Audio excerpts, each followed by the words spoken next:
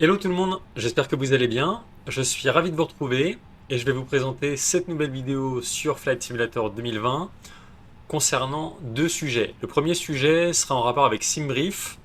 En fait, je vais vous présenter une astuce qui est sortie il y a pas mal de temps maintenant mais que j'ai découverte récemment qui permet d'avoir directement un plan de vol SimBrief intégré et incorporé dans un logiciel qui est à placer dans le Community, et ce qui vous permet ensuite d'avoir l'onglet SimBrief dans le menu déroulant du simulateur, une fois que le vol est lancé. Donc vous allez voir que c'est très pratique, et ça permet de changer aussi des procédés habituels. Et le deuxième sujet sera de voir ensemble l'évolution de Fly-by-Wire, donc l'Airbus A320, le fameux, que j'utilisais par le passé, que beaucoup de monde a déjà utilisé, et effectivement depuis l'arrivée du Phoenix, beaucoup de monde s'est rabattu sur le Phoenix, moi entre autres, et je me suis dit quand même qu'il fallait rendre hommage au Fly-by-Wire, au fameux Fly-by-Wire A320, l'Airbus A320, et en fait dans cette vidéo j'ai spécialement téléchargé la version développement, la dernière en date qui est disponible sur l'installateur de Fly-by-Wire. Donc comme ça permet de faire une piqûre de rappel pour tout le monde. Et effectivement, si vous avez des questions par rapport à cette vidéo, que ce soit SimBrief ou même la 320 Fly-by-Wire, n'hésitez surtout pas. En tout cas, j'espère que la vidéo vous plaira et qu'elle vous sera utile. N'hésitez pas à mettre un pouce si ça vous a plu, à liker, à partager, à commenter comme vous le faites à chaque fois. Vraiment, merci d'être là, merci d'être présent, merci pour votre fidélité. Je suis en tout cas ravi de pouvoir vous proposer du contenu sur la simulation aérienne. Allons-y, donc là je me suis mis dans le cockpit de la 320 Fly-by-Wire, version développement. Donc pour faire dans l'ordre, je vais vous montrer ce que contient cette astuce de SimBrief. Rien de plus simple. En fait, sur Flight Sim 2, donc je rappelle que c'est un site excellent qui permet de télécharger gratuitement des add-ons, des scènes des aéroports, des outils, des plugins, enfin rien, il y a vraiment tout. Et en fait, à chaque fois, moi j'ai un petit rituel, une fois, deux fois par semaine, c'est que je me connecte sur Flight Sim 2 et je vais ensuite dans l'onglet add-on ici et je regarde ce qui est le plus téléchargé, la tendance du moment, Training Right Now, et également les nouvelles sorties ou ce qui est proposé depuis récemment. Pardon. Donc c'est toujours utile. Et effectivement, j'ai vu récemment qu'il y avait ce fameux plugin. Donc c'est un outil gratuit, SimBrief Panel. En fait, ça vous indique avec des screenshots que vous pouvez avoir directement en fait un menu dans la barre déroulante du Simu qui vous permet d'afficher un compte rendu SimBrief avec un plan de vol, avec des infos sur le carburant, sur la météo, sur les charges utiles, sur tout ce que contient SimBrief, en tout cas les informations principales pour permettre la bonne conduite du vol. Donc pour télécharger ce plugin que je vous invite à télécharger évidemment, 4,94 de notes, donc c'est une note excellente, beaucoup de téléchargements, on n'est pas loin des 60 000, et effectivement, bon, moi j'ai déjà téléchargé, c'est un logiciel qui remonte à, vous voyez, les dernières mises à jour ont été faites le 31 janvier 2023, donc il y a plus d'un an. Ceci dit, le plugin fonctionne, on va voir ça dans un instant ensemble, et c'est un plugin qui porte ses fruits et qui est tout à fait pratique, qui permet de changer effectivement de SimBrief ici, même si effectivement pour avoir un plan de vol SimBrief avec cet outil ici à l'écran, il faut quand même créer un plan de vol SimBrief, parce que c'est à partir de ça qu'on va pouvoir l'importer dans le Simu, et effectivement ça vous permet d'avoir un menu directement déroulant dans le simulateur. Donc bon à savoir. Ceci étant fait, une fois après avoir téléchargé le plugin, il faut placer dans le community, tout simplement, en plus ça pèse rien. Et à partir de ce moment-là, eh bien, les hostilités vont pouvoir commencer. Donc une fois dans le cockpit, et une fois que vous avez installé le fameux logiciel, d'ailleurs là je suis sur le tarmac de Nantes, donc c'est pas l'heure en temps réel, en tout cas il y a une belle météo, ça fait plaisir. Dans le menu déroulant, ici en passant la souris en haut, il y a SP de SimBrief Panel. Tout simplement, en cliquant dessus, eh bien, on a toutes les informations utiles pour le vol en question. Donc, pour vous montrer l'interface par défaut de SimBrief, par excellence, c'est un vol au départ, donc on ne fera pas un vol complet bien entendu, mais au départ de Nantes à destination de Biarritz. C'est juste pour vous montrer que ça fonctionne à merveille et que c'est très pratique. Là, j'ai déjà ajouté mon plan de vol. Donc, ce que je vous invite à faire, c'est effectivement d'aller dans les paramètres dans un premier temps et de surtout bien mettre votre nom d'utilisateur SimBrief. Sans cette info, vous ne pourrez pas ajouter votre plan de vol et donc l'injecter directement dans l'outil. D'ailleurs, ce même procédé se fait également dans le MCDU, que ce soit le Flyby-Wire, que ce soit le Phoenix, enfin, tous les avions qui sont utilisés et qui sont connectés à SimBrief. D'ailleurs, que ce soit le MCDU, l'ordinateur de bord ou même la tablette. Donc là, bien vérifier sur l'outil que votre nom d'utilisateur est inséré, qu'il est correct. Et une fois que ceci est fait, sauvegarder, on va sur le plan. Et en fait, l'écran de départ que vous aurez, ce sera no plan. Donc, pas de plan de vol détecté. C'est normal. La mise à jour ne se fait pas automatiquement. Il faut cliquer sur Fetch, ce qui permet en fait d'importer directement le plan de vol SimBrief et d'avoir des indications comme celles qui sont indiquées à l'écran et que vous voyez. Que ce soit le cost index, l'altitude, enfin le niveau de vol, que ce soit la destination, l'aéroport alternatif, le type d'avion, le point de départ. Ensuite, on a un bouton reset, ce qui permet de réinitialiser si jamais vous vous rendez compte que vous êtes à la porte d'embarquement et que vous dites ah mince, je veux changer de plan de vol, je veux partir d'ailleurs. Donc dans ces cas-là, vous avez juste à faire un reset, réinitialiser le plugin. Rien de plus simple. Ensuite, on a également les informations sur le payload, donc qui concerne le block fuel, avec le temps bloc, l'extra fuel, le zero fuel weight, take-off weight, payload, cargo, tout ce qui est incorporé sur SimBrief passe directement dans ce logiciel. Je trouve ça génial, c'est clé en main, c'est pratique, c'est simple d'utilisation, et en plus il n'y a pas beaucoup d'infos comme ça, ce qui permet de ne pas s'y perdre non plus. L'avantage, c'est qu'en fait d'avoir un outil comme ça, d'ailleurs on peut le mettre en haut à gauche de l'écran, ou à gauche c'est peut-être plus simple, et effectivement ça ne dépasse pas, vous voyez, la bordure de l'écran, c'est correspondant aux délimitations qui sont indiquées sur l'écran. Ça ne dépasse pas et tout y est, et en plus c'est facile à voir. Concernant les indications qui sont par rapport à ce plugin, effectivement, quand on est sur la tablette du Flyby-Wire, ça permet aussi de faire un lien avec la version développement que j'ai pas vu depuis un moment. On va en parler juste après. On a également, comme vous le savez tous, le moyen d'importer un plan de vol SimBrief qui apparaît directement sur la tablette. Je sais qu'on a pas mal d'infos, mais moi je trouve ça pas mal d'avoir un seul et même outil qui permet de tout centraliser au même endroit, et donc qui est forcément plus bénéfique, selon moi. Ça change un petit peu de d'habitude en plus. Donc toutes les infos, payload, sur la météo, effectivement, donc on a tout ce qui est le vent au top of climb, la température extérieure au top of climb, donc une fois qu'on aura atteint notre point de montée, enfin en tout cas notre altitude stabilisée de croisière. Ensuite, le top of descent avec le vent également, avec l'orientation du vent, d'où il provient, ainsi que son intensité. Et effectivement, ce qui est bon à savoir aussi, c'est que c'est par rapport à SimBrief, compte tenu des unités de mesure, on est bien en kilogrammes, donc c'est conforme à ce qui est indiqué sur SimBrief, je ne suis pas en pound ou en livres, ou en gallons.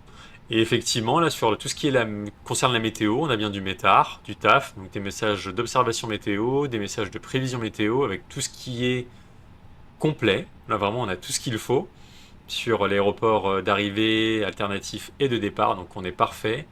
Et là, on a le format RAW, donc c'est en fait le fichier PDF qui est sur SimBrief, c'est en deuxième onglet, qui recense vraiment tout ici, donc vous avez tout le détail. Et c'est plutôt pas mal, en plus on peut zoomer. Si jamais on n'a pas accès à des infos alors que c'est écrit en tout petit, parce que j'avoue que par défaut c'est un peu petit. Et voilà, on a tout ce qui est utile là-dedans.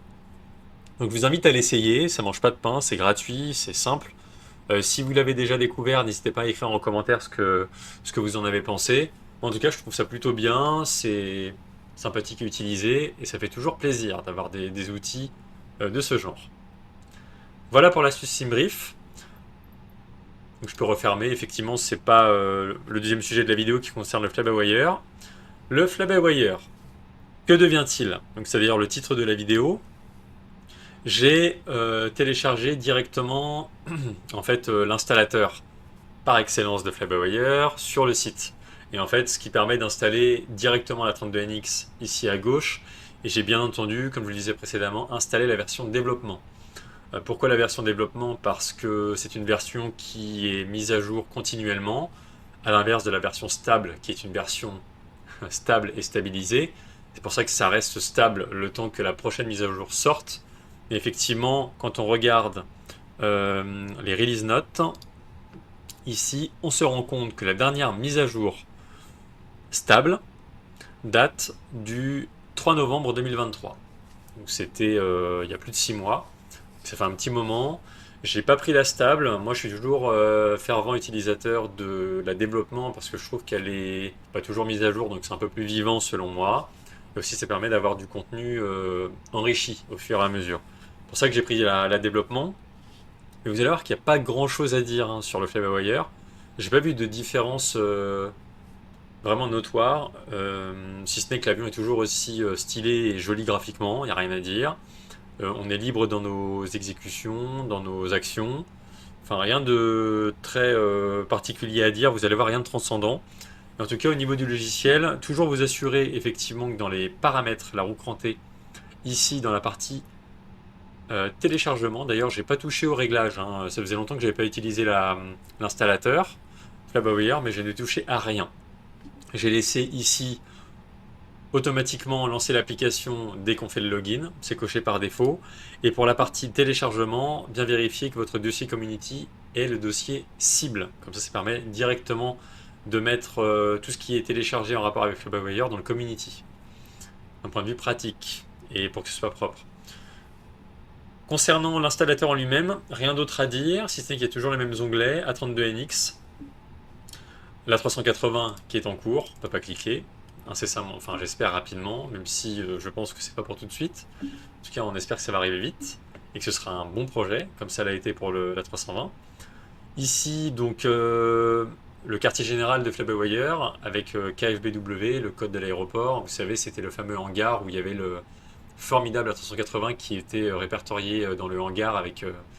J'avais fait une vidéo là-dessus à ce sujet il y a pas mal de temps, c'était il y a 1 an et demi je pense, avec la 380 qui avait un chapeau de Noël. C'était plutôt pas mal, c'était cool. Et le mode Salty pour le 747, soit la version développement, soit la version stable. J'utilise de moins en moins cet avion parce que depuis l'arrivée du PMDG et avec l'arrivée du 777 qui va arriver, je ne vous cache pas que ça va être quand même excellent en termes d'utilisation Boeing.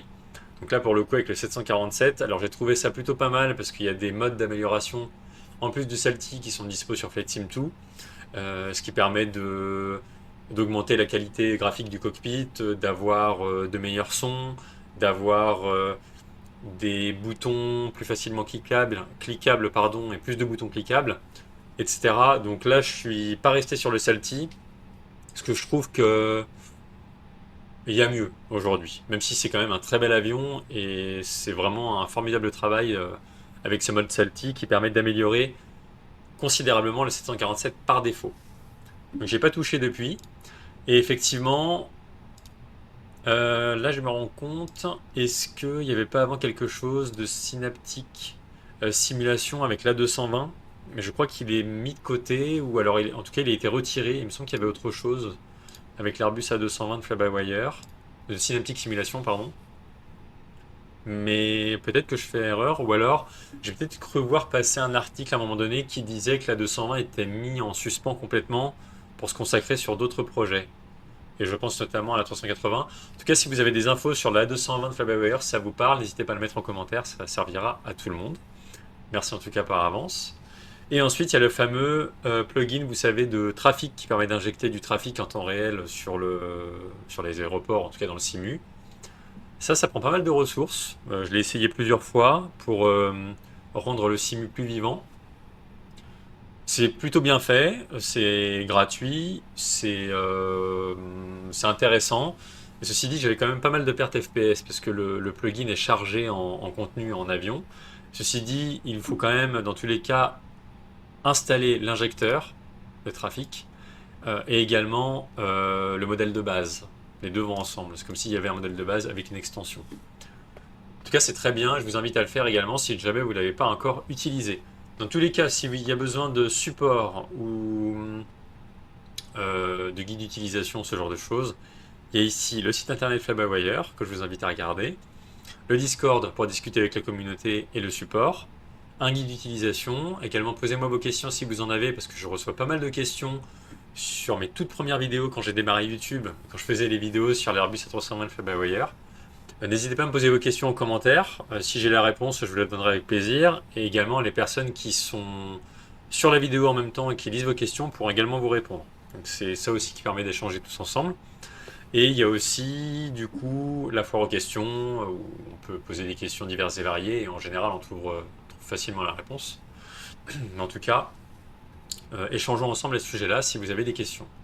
Donc ça, c'est par rapport à l'installateur. Il n'y a rien à dire de plus, si ce n'est le quid sur l'A220 de Synaptic. Sinon, en dehors de ça, tout est OK. Ça se présente toujours aussi bien, c'est facile d'utilisation, ça va très vite, et en plus c'est gratuit. Donc que demande le peuple? Ensuite, l'Airbus en lui-même version développement. Avec la livrée Fly-by-Wire qui va bien. Le ciel s'est bien couvert entre-temps depuis le début de la vidéo. L'avion est toujours aussi beau, il n'y a rien à dire. Alors je ne sais pas de quand date la dernière version de développement. Il faudrait que je garde un petit peu l'installateur, enfin le logiciel Fly-by-Wire, pour voir à quel moment ils vont proposer une nouvelle mise à jour développement. J'ai pas l'impression que ça se bouscule beaucoup en ce moment pour Fly-by-Wire, et à mon avis ils sont sur d'autres projets prioritaires. Les vues personnalisées, comme on aime. Voilà, avec un semblant de cabine, hein, comme d'habitude. Il y a des hublots, il y a tout ce qu'il faut, il n'y a pas de siège. Mais en tout cas, on a des hublots qui permettent de sauvegarder les vues personnalisées. Le cockpit en lui-même, la tablette, on l'a vu tout à l'heure. Rien à dire sur la tablette. On a toujours le chargement, etc. qu'on peut charger indirectement ici. Donc, hop, on va le charger. Voilà, c'est en instantané. C'est pour vous montrer que toujours ça fonctionne à merveille. Performance pour un top-up descent et également pour l'atterrissage. Comme pour le Phoenix, comme pour le FB du PMDG. Vraiment, cet avion est top. Navigraph et carte, donc ça j'ai pas encore relié mon compte parce que je viens de réinstaller le plugin comme je vous le disais, enfin le logiciel Fly-by-Wire. Effectivement, j'ai pas encore reconnecté Navigraph. La gestion des pannes avec les checklists. On a même le discours, voilà, l'annonce du commandant de bord. On peut enlever ici notre mug, enfin la boisson.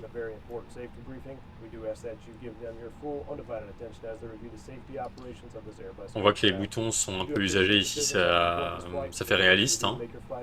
Tout n'est pas tout neuf, tout beau. Ça montre que c'est déjà utilisé, que c'est usagé. On sent qu'il y a quand même un travail là-dessus. Et je pense que c'était déjà le cas à l'époque. Là, j'ai pas mis mon plan de vol. Pourtant, je pourrais le faire. C'est juste, en fait, initialiser l'avion avec le menu MCDU, ATSU. D'ailleurs, j'ai beaucoup de questions aussi qui reviennent par rapport à SimBrief et au Fly-by-Wire. Dans mes premières vidéos, c'était il y a quelques années déjà, sur le fait que la page du menu, ou en tout cas pour initialiser et charger le plan de vol, SimBrief a changé sur le MCDU du Fly-by-Wire. Donc en fait, ce n'est plus le menu AOC de l'époque, en tout cas c'est plus dans les options. Là vraiment, pour initialiser un plan de vol, il faut aller dans Menu, ATSU, AOC, Init, Press.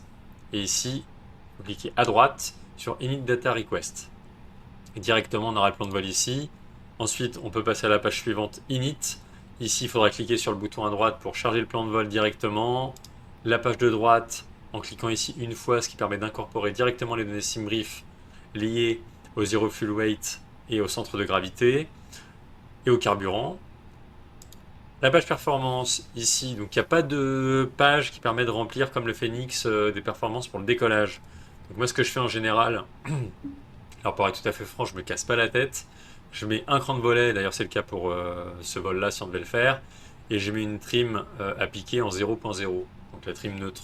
Ce qui permet ensuite de cliquer une fois, deux fois, trois fois et d'avoir des vitesses ici pour la V1, la vitesse de rotation, la V2.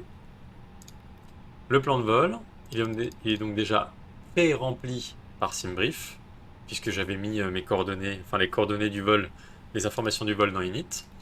Et donc on va sélectionner notre piste de départ qui est... Tenez, on va ouvrir ça. Hop. Qui est la 21 à Nantes. On peut l'agrandir d'ailleurs ça. 2 fois. Voilà. C'est pas l'intérêt parce que c'est beaucoup trop gros. On peut laisser comme ça. Donc c'est la 21 avec notre Cid, donc c'est Lugène, 4 Sierra qu'on va défiler. Je rappelle que c'est la flèche inverse pour descendre, c'est la flèche du haut. Alors c'est 4 Sierra ou 3 Sierra? Ce sera 3 Sierra du coup. La Cid qui se rapproche le plus. Et à Biarritz, on sera sur la 27 en ILS de loup. Et ce sera Majek 2 Sierra pour la star.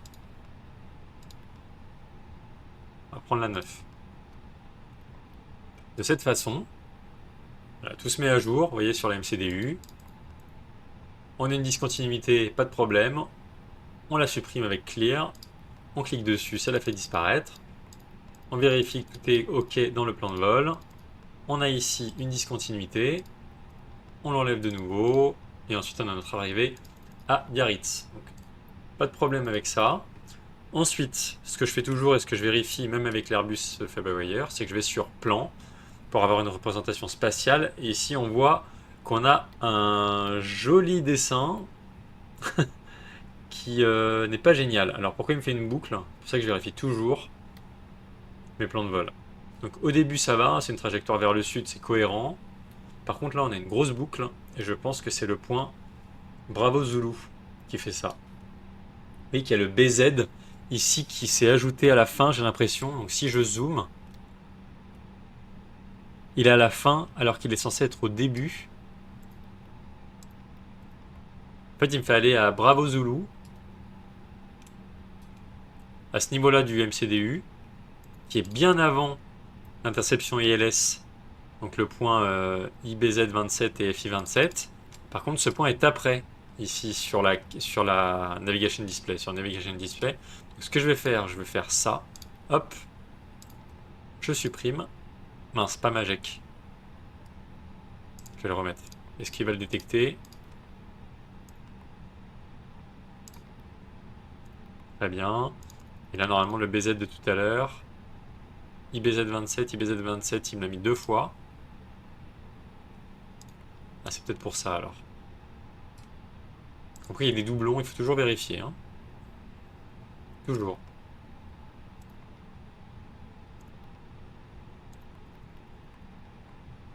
Là, logiquement, ça me paraît bien.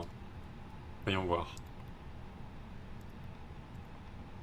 Voilà, ça ressemble déjà plus à quelque chose. À une arrivée classique. Pour la 27. Plein ouest. Très bien. Voilà pour le plan. Ça permet aussi de faire une piqûre de rappel sur le plan de vol, la carte, Navigation Display et sur le contenu du plan de vol en lui-même. Le tracé. Très bien. Est-ce que le radar météo fonctionne? Le radar terrain, je pense que oui. Le radar météo fonctionne. Est-ce que... Faites ça. Ça fait tellement de temps que j'ai pas utilisé le radar météo que je sais plus comment on l'active. J'ai pas l'impression qu'il... Si je dézoome au max... Parce qu'on a quand même des gros nuages là-bas, il devrait me les détecter quand même. Je suis bien sur 1. Là, je peux pas toucher. Là... Pas l'impression que ça fonctionne. Peut-être sur la stable. Dites-moi en commentaire si le radar météo fonctionne pour les utilisateurs Flyby-Wire sur la version développement. Il se trouve que j'ai fait une mauvaise manip depuis le temps. Il faut peut-être me rafraîchir la mémoire. Et sinon, si vous utilisez la version stable, dites en commentaire si ça fonctionne. Voilà, c'est toujours utile. C'est pas mal aussi de pouvoir peut-être changer, de passer sur la stable. Parce que le radar météo me manque. Et je pense qu'à vous aussi. Avec le Phoenix et le PMDG. Voilà pour le Flyby-Wire, donc rien d'autre à dire, si ce n'est que c'est toujours aussi fonctionnel, c'est toujours aussi agréable. Je vais d'ailleurs tester, hop, je vais la relâcher le frein de parc. On va faire un test au décollage.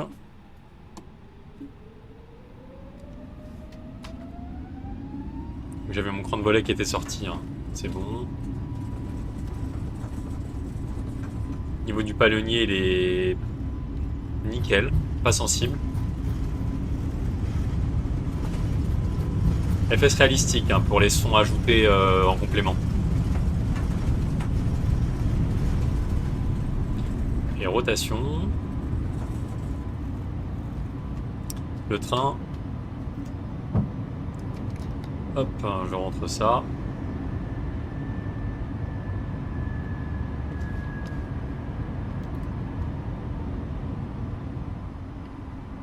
Fluide.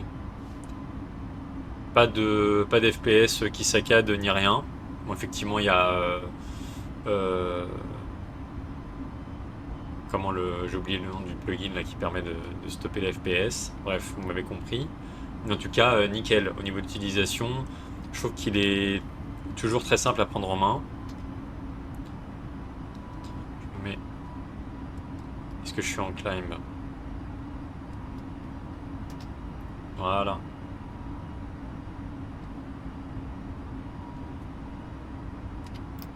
Hop. Donc pas grand chose à dire, si ce n'est que c'est toujours aussi bien, toujours aussi sympa. D'ailleurs je vais le garder et je vais voir effectivement comme je le disais avant s'il y a de nouvelles mises à jour développement qui vont sortir. Ça permet de s'intéresser aussi à ce format. N'hésitez pas du coup à commenter et à me faire vos retours en commentaire. Je vous retrouverai très bientôt pour d'autres vidéos et d'autres contenus sur FS 2020 et la simulation aérienne en général. Et n'hésitez pas à rejoindre ma chaîne pour devenir membre exclusif. J'ai oublié de le dire en début de vidéo, mais ça vous permet effectivement de bénéficier de certains avantages en étant membre. Et effectivement, notamment d'avoir ma réponse en priorité dans les commentaires, parce que je reçois énormément de messages et de commentaires. Donc ça me permet aussi de pouvoir vous répondre plus rapidement. Et je vous en suis reconnaissant et je vous souhaite de très bons vols sur FS 2020. Portez-vous bien et prenez soin de vous. A très bientôt tout le monde. Ciao.